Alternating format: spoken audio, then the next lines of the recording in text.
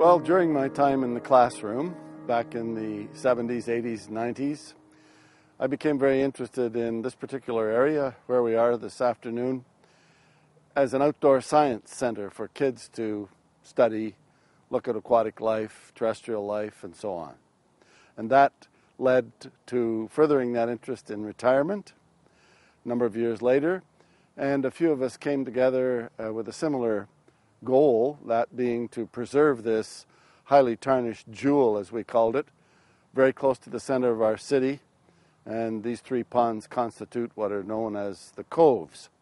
It's an old meander of the Thames River, and we thought it was worth enhancing in some way.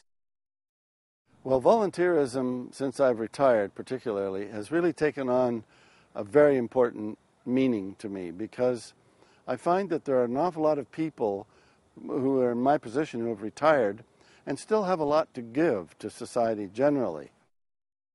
And then there's the personal satisfaction that comes from it too. I get a great deal of satisfaction out of giving of my time. As we're here on the banks of the coves just now, inevitably you'll stumble across an empty pop bottle or a beer can or a coffee cup from a coffee shop.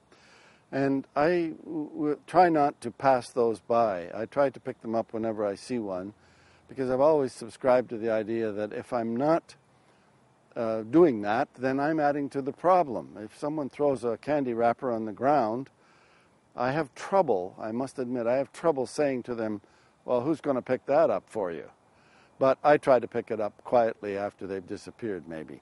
And that's probably been a long-standing habit that I got into when my work with the Friends of the Coves began, because the way it really started for me intensely was at the school where I was teaching close by here, we would have a coves cleanup every spring. And I'm happy to report that those coves cleanups went on for at least 13 years during my time teaching and with the Friends of the Coves, and they're still going on. And we look out at the cove ponds to this day, and we don't see the tires, we don't see the grocery carts, the TV sets, the Globe and Mail paper boxes, or the mattresses that we used to see.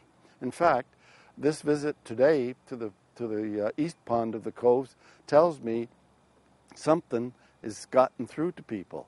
The message is there, and things are much cleaner and much tidier. And I've always subscribed to the adage that if we don't get the message through to young people, no matter what the message is, and hopefully it's the right message, but if we don't get the message through to young people, if we don't get them to subscribe to the ethic, then in terms of the grand picture, the planet, we don't have a whole lot of hope.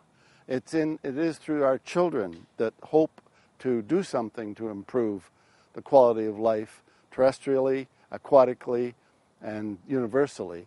It's through children that we are going to make the dents and make the necessary changes. There's no way but through the children.